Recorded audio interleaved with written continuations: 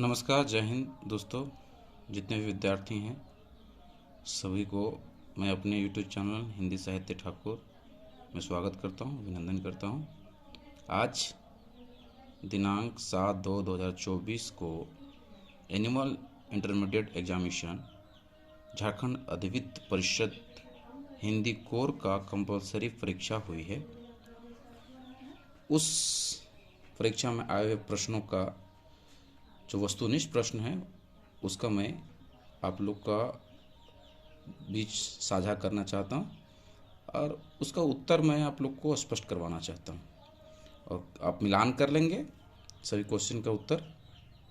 और आप लोगों से निवेदन है कि पूरा वीडियो देखें। देखिए, इसमें आए हुए प्रश्न जो भी थे वस्तुनिष्ठ बड़ा ही साधारण प्रश्न थे।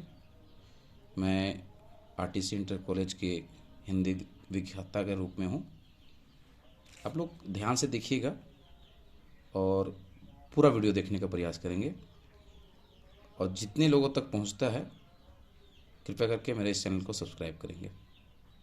तो यह जो प्रश्न उत्तर भाग जो है यह 2024 में इंटरमीडिएट में पूछे गए हिंदी कोर में जो प्रश्न है उसका वस्तुनिष्ठ हम लोग देखेंगे। चलिए बढ़ते हैं वस्तुनिष्ठ की ओर और पढ़ते चलते हैं एक एक क्वेश्चन को।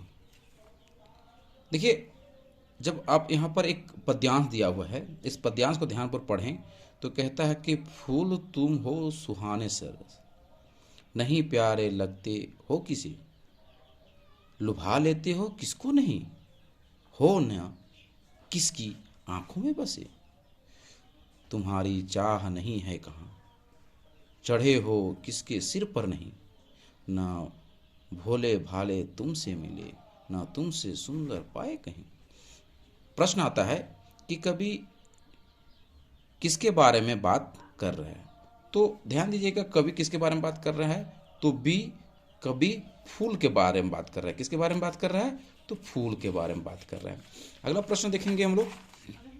तो अगला प्रश्न है कि फूल सदा किस प्रकार मिलते हैं। तो फूल सदा खिले हुए मिलते हैं। कैसे मिलते हैं तो खिले हुए मिलते हैं।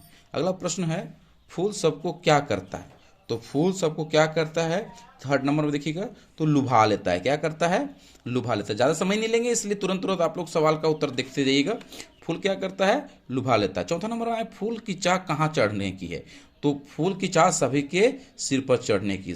आप लोग पद्यांश को पढ़ेंगे तो आपको ध्यान से देखने को मिलेगा। चलिए आगे प्रश्न है, यहाँ पर देखिएगा क्वेश्चन नंबर 5 से लेकर 8 तक फिर एक गद्यांश दिया हुआ है कि स्वस्थ रहने के लिए उत्तम औषधि है प्रातःकाल भ्रमण।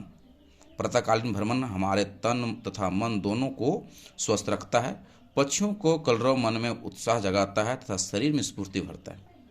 आसमान में उदित होता हुआ सूर्य नवीन आशा का संचार करता है। ऐसे समय में भ्रमण करने से आलस्य दूर होता है, मन चिंता रहित होता है, नए जोश से काम करने की इच्छा मन में जागती है।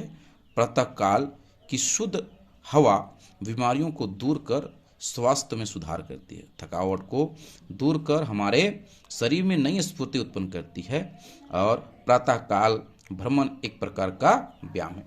तो आप इस गद्यांश को पढ़ने के बाद इसका प्रश्न का उत्तर बड़ा ही साधारण लगने लगता है जब आप देखते हैं। चलिए बढ़ते हैं प्रश्न की ओर। तो पहला प्रश्न है इसमें इस गद्यांश से कि 5वां नंबर के स्वस्थ रहने की उत्तम औषधि क्या है। तो स्वस्थ रहने की उत्तम औषधि क्या है भाई, प्रातःकाल भ्रमण करना, मतलब उत्तर ए।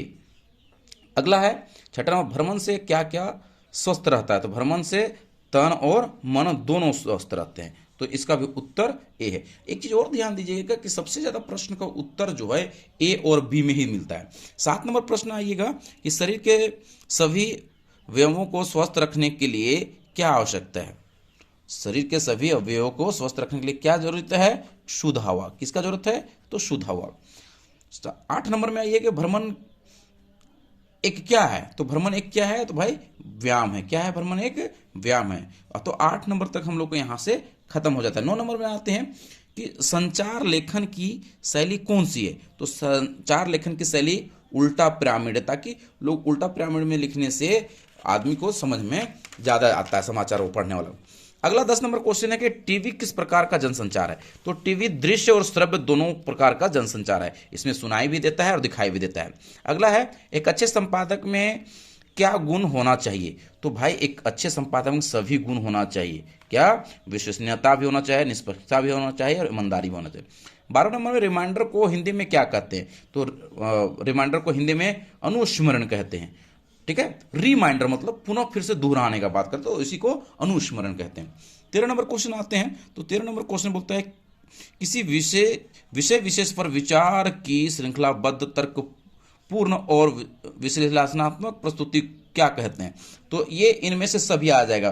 फीचर भी कहलाता है, आलेख भी कहलाता है, प्रतिवेदन भी कहलाता है। अगला 14 नंबर, जब कहानी पढ़ते पढ़ते पाठक कौतूहल की प्रकाष्ठा पर पहुंच जाए उसे क्या कहते हैं। तो उसको चरमोत्कर्ष कहते हैं। उसको क्या कहते हैं? चरमोत्कर्ष कहते हैं। 15 नंबर है संचार भाषा में किन तत्वों की प्रचुरता रहती है। तो संचार भाषा में ऑप्शन नंबर ए संकेताक्षरों और कूटों की होता है, कूट पदों की ज़्यादा प्रचुरता देखने को मिलता है। आगे देखेंगे,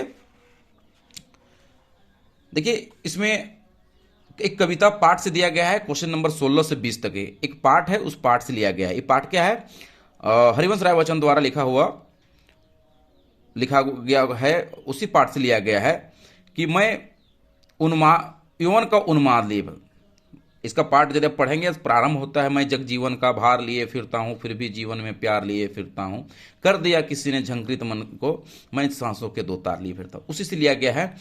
तो इसको पढ़िएगा, मैं यौवन का उन्माद लिए फिरता हूँ, उन्मादों में अवसाद लिए फिरता हूँ, जो मुझको बाहर हंसा रुलाती भीतर, मैं हाय किसी के याद लिए फिरता हूँ। आगे देखिएगा, इसका प्रश्न है कवि किसका भार लिए फिरता है। तो किसका भार लिए फिरता है? तो यौवन का भार लिए फिरता है। किसका? तो यौवन का। आगे है 17 नंबर की उन्मादों में क्या लिए फिरता है। तो अवसाद लिए फिरते हैं। क्या लिए फिरते हैं? अवसाद। चलिए आगे पढ़ते हैं। उपयुक्त पंक्ति के रचनाकार कौन है। तो मैं पहले ही बता दिया था, हरिवंश राय बच्चन। कौन? हरिवंश राय बच्चन। ठीक है, अगला प्रश्न का उत्तर देखिएगा, कवि बाहर से हंसता भीतर से क्या होता है। तो भाई भीतर से क्या होता है? रोता है। क्या होता है?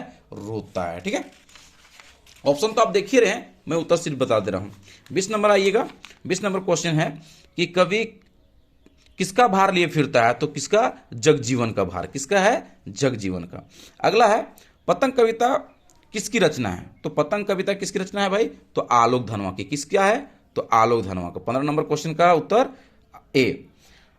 21 नंबर, सॉरी माफी चाहते हैं, 21 नंबर का ए। 22 नंबर में बच्चे दौड़ते समय किसके कठोर सतह को नरम बना देते हैं। तो किसका? तो छत के। तो इसका ऑप्शन क्या होगा? सी। 23 नंबर है कविता के बहाने कविता किस प्रकार की रचना है। तो ये मुक्त छंद की रचना है। किस प्रकार की रचना है? तो मुक्त छंद। सी क्वेश्चन का आंसर है। इसका आंसर क्या है? सी। 24 नंबर बात सीधी थी पर कविता के कवि कौन है। बात सीधी थी 24 नंबर का देखिएगा ए। ये क्या है? कुंवर नारायण। कौन है? कुंवर नारायण। 25 नंबर भक्तिन का दामाद क्या लड़ाने में आदि था। तो इसका तीतिर लड़ाने में, भक्तिन का जो दामाद था वो तीतिर लड़ाने में बड़ा मशगूल रहता था। अगला क्वेश्चन देखिएगा 26 नंबर। 26 नंबर क्वेश्चन में लेखक के मित्र ने बाजार को कौन सा नाम दिया। तो लेखक का मित्र जो है इस शैतान का जाल नाम दिया। ठीक है, 27 नंबर देखिएगा कि किशनदा यशोधर बाबू को रोज सुबह जल्दी किस कारण उठाते थे। तो एक आदत बनाने की, सभी सुबह जल्दी उठोगे तो क्या सुबह उठने का आदत बनाना चाहिए, है ना। हमारे बूढ़े बुजुर्ग भी लोग, बड़े लोग भी कहते हैं कि लोगों को सुबह उठना चाहिए ताजी हवा के लिए। 28 नंबर देखिएगा कि झूठ कहानी के नायक का मन किसके। तो झूठ कहानी का जो नायक था उसको सबसे ज्यादा पढ़ने पाठशाला जाने के लिए चाहता था। पढ़ने के लिए। किसके लिए? पढ़ने के लिए। 29 नंबर है कि सिंधु घाटी की सभ्यता की संस्कृति को आप किस श्रेणी में रख दें। तो देखिए, यदि आप सिंधु घाटी सभ्यता दो तरह से देखिएगा। हमारे हिंदी क्षेत्र में यदि देखते हैं तो इसको शहरीकरण को देखा गया है, लेकिन आपको सिंधु घाटी सभ्यता देखेंगे तो खेती के लिए भी देखने जाता है। तो इसका यदि सही ऑप्शन है तो इसका सही शहरीकरण के लिए ही देखा जाता है। और 30 नंबर और अंतिम प्रश्न जो है कहता है कि अतीत के दबे पांव पाठ के लेखक कौन है। तो अतीत के दबे पांव पाठ के लेखक ए है ओम थावनी। कौन है? ओम। अब देखिएगा इसमें एक बड़ा अच्छा चीज है, कि यदि कोई बच्चा नहीं भी जानता है और ए भी आंसर मारता है तो उसका ज़्यादा से ज़्यादा प्रश्न सही होता है। अब देखिएगा 15 क्वेश्चन नंबर 15 से लेके क्वेश्चन नंबर 19 तक सिर्फ ए है इसका उत्तर, और अधिकतर ए और बी में ही उत्तर देखने को मिलता है। एक या दो डी है और दो या तीन चार सी है, बस बाकी सब ए और बी है। मतलब 30 क्वेश्चन में मोटा मोटी आप समझ के देखिएगा तो 20 क्वेश्चन से प्लस ए और बी है, बाकी सी और डी है। चलिए जितने भी विद्यार्थी हैं वो अपने प्रश्न क्वेश्चन सेट से बुकलेट से अपना क्वेश्चन का आंसर मिला लें। तब तक के लिए धन्यवाद। आगे हमारे चैनल में बने रहेंगे, और काफ़ी दिन के बाद आज आप लोग के साथ जुड़े हैं, इसके लिए माफ़ी चाहते हैं। काफ़ी दिन से बिजी चल रहे थे, वो बिजी शेड्यूल से निकाल के आप लोग को इस बार बीच में आने का प्रयास किए हैं। आज के लिए इतना ही, नमस्कार।